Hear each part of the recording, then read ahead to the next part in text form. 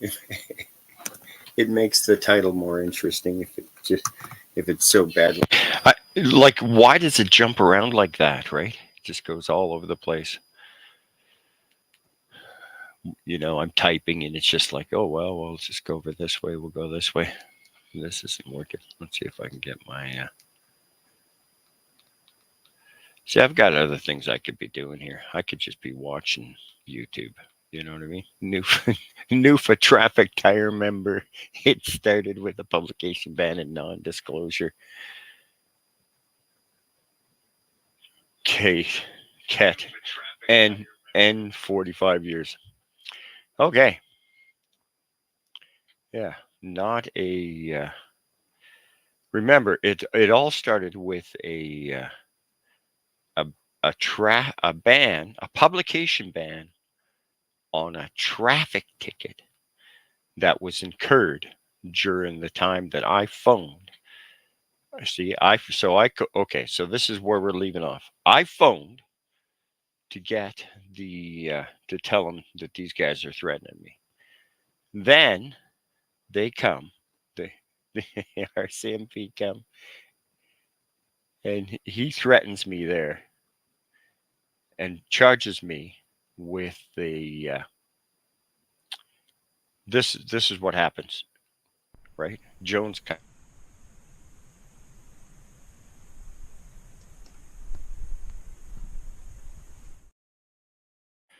So Kosher and Jones come over. And because I phoned, right? Because of this. This is why they're there. Hi, how are you? Fine, how are you? Could be better, could be worse. Unfortunately. Pardon me? How can we help you there?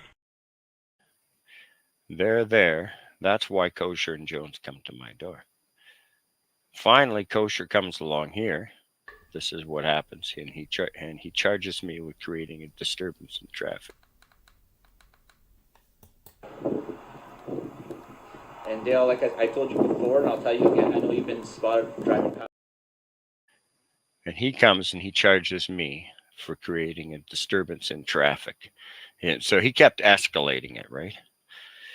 Which wasn't true. It was because of this. Hi, how are you? Fine, how are you? Could be better, could be worse. Unfortunately. Pardon me? How can we help you there? Yeah, my neighbor across the street threatened me just now. And so that's what he's responding to. They charged me with creating a disturbance when I after those guys ran onto the street and threatened me.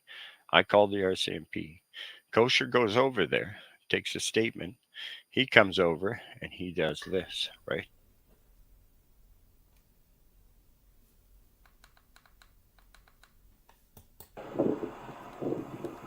And Dale, like I told you before, and I'll tell you again, I know you've been spotted driving. And that's when he comes over and charges me with creating a disturbance, and then says, because I complained about him, right? And the Public Complaints Commission told me. And so then, of course, this was what happened. I got a publication ban and never got disclosure for 45 years for a. Hi, how are you? Good. It's Terry Vincent calling. Yeah. How can I help you? So I've got some traffic tickets in Weyburn. Mm-hmm. But I mean. Well, this is going to be a short conversation. Okay. There's nothing I can do for you. Because see, what I need to do is try to get him to come to Regina. Only for guilty pleas. Only for guilty pleas. And why is that? Because that's the way the system works. Well, I mean, do you think that's really fair? It's the trial's got to be held in the location of jurisdiction. Okay. And obviously your matters happened in Weyburn or thereabouts. In the jurisdiction of that court, right? Right.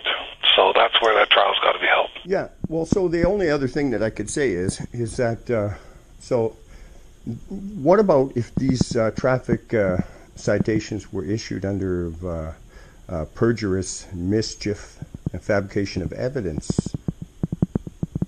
Okay, those are words. I don't know where you got those words. I've never heard those words, and I've been doing this for like 40 years. Really? I've And never heard of fabrication of evidence.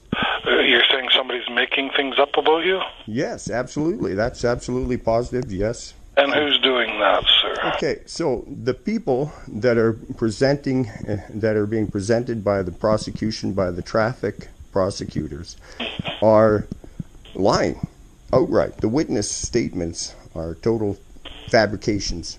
Well, that you have to figure. That's what you have to get across to the courts when you're in trial. So, can you tell me another thing? How often do cause of disturbance to traffic citations result in publication bans? I have no idea. Never heard of it. Never heard of that happening before? Nope. Okay.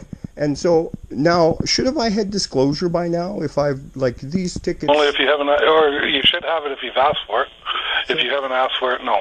Yeah, I asked for it. It's up to you to ask for it. I asked for it quite a long time ago. These tickets are dated the 21st of August. Yeah, but it's also up to you to follow up if you haven't got them.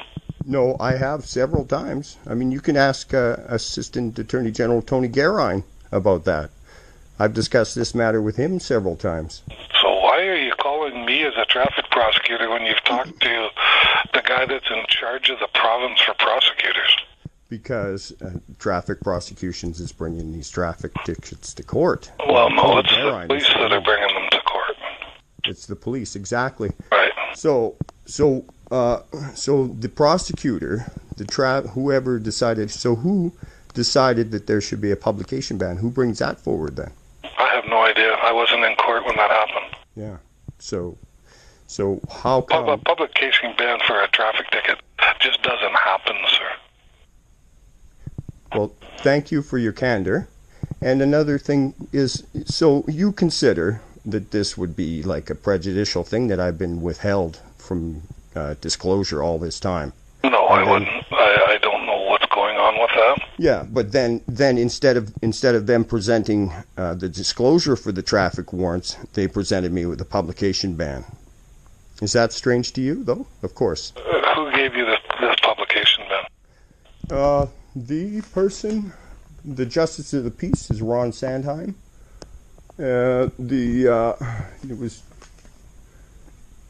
It's signed. There's nothing else other than Ron Sandheim signed at the bottom for the issuance of a summons to a person charged with offense. Read the publication ban. A Muirhead order. I have no idea what you were doing that caused that. Well, how could there anything be caused by a traffic citation? Well, were you calling the press and so on and so forth? No. Oh, well, you must have been doing something that would have caused that. Yeah. So I was stating the obvious fact that these people, like I just said to you, are lying and fabricating. Well, that's something evidence. that you have to prove at court, sir. Well, thank you. Okay? Thanks for having a conversation with me, sir. Have a Bye-bye. good day. Bye-bye. Obviously very pissed off that I confronted him on these things, and they're really fucking He wasn't pissed off. He's just a great guy. I talked to him lots of times after that, and even a couple times before that. He didn't know who it was on the phone either. But he's a great guy, and he retired shortly after that. But he told me, he said, "There's no way you should have ever." I talked to him face to face after this, and he said, "There's no way they could ever give you a publication ban on a ticket." He says, "I'm retiring," and he did retire shortly after that. He said, "Not in 45 years." You heard what he said. He said, "Not in 45 years, a traffic ticket." Why? Because guy runs out onto the street and threatens me. I call the cops, and the cops charged me with causing a disturbance in the street. And the only reason I stopped is because he was threatening me and filming it. And I thought, well, fuck, he's filming it and threatening me. I mean, he's got his own evidence. He's going to hang himself. And so, I mean, in case he does, who knows? Because, I mean, he's talking crazy talk. Then I have to phone the RCMP. But I knew that because I had told Alan Garens that too. I said, you watch what happens. They're going to get somebody to do some kind of putsy shit. And then they're going to fucking take that person's side and they're going to accuse me of some kind of shit, right? So it was this real cheap traffic ticket is where all this started, right? Really cheap traffic ticket. And then the other neighbor guy, I'm not going to get into his deal because I mean he's in a different country now. They moved out of the country. They left town. So those people left town, right? They're just people that are moved on from the situation. They never wanted to get involved. These other people, though, they seem to still think they can ride down the street shaking their heads at me or seem that I'm kind of intimidated from them or something. That's not true. There's no one in my whole life ever that will ever threaten me. God's green earth never did really threaten me. I just thought it was just so fucking pathetic that I knew the way it was going to work, right? Because I had read the Bible a couple times. And so I knew that these people, what they do is they operate in that kind of conspiracy. But the other thing is the 4 years in Germany, the book about the Ratten. And so then you realize that it's not necessarily the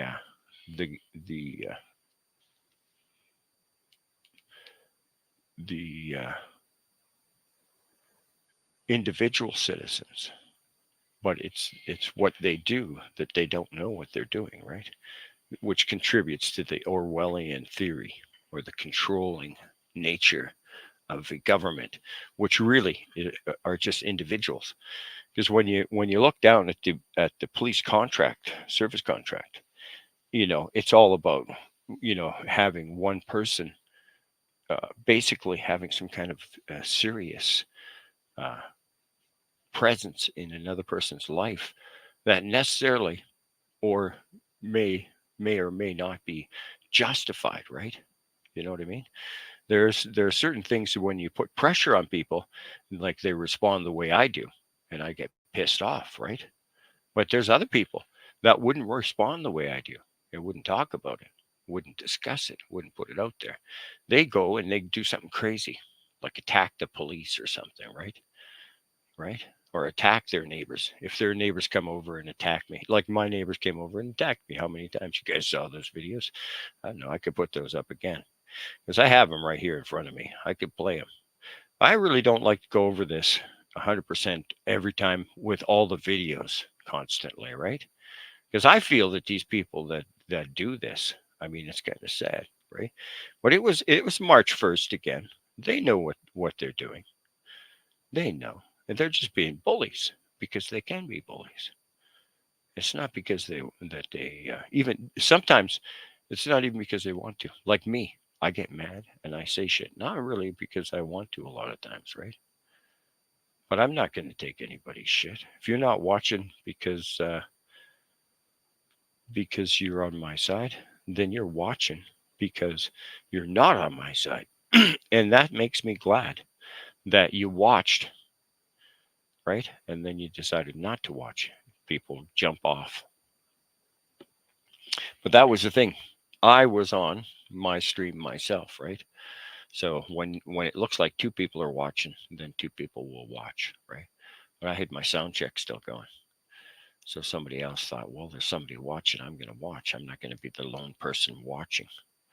But that's right. You don't have to be that one person that supports a person in any way. I don't need your company, right? I've done this by myself for a long time. If I have to be worried, I have to be feel threatened. Well, then that's it. That's the way I have to feel, and that's basically what you do. You drive down the road shaking your head at me.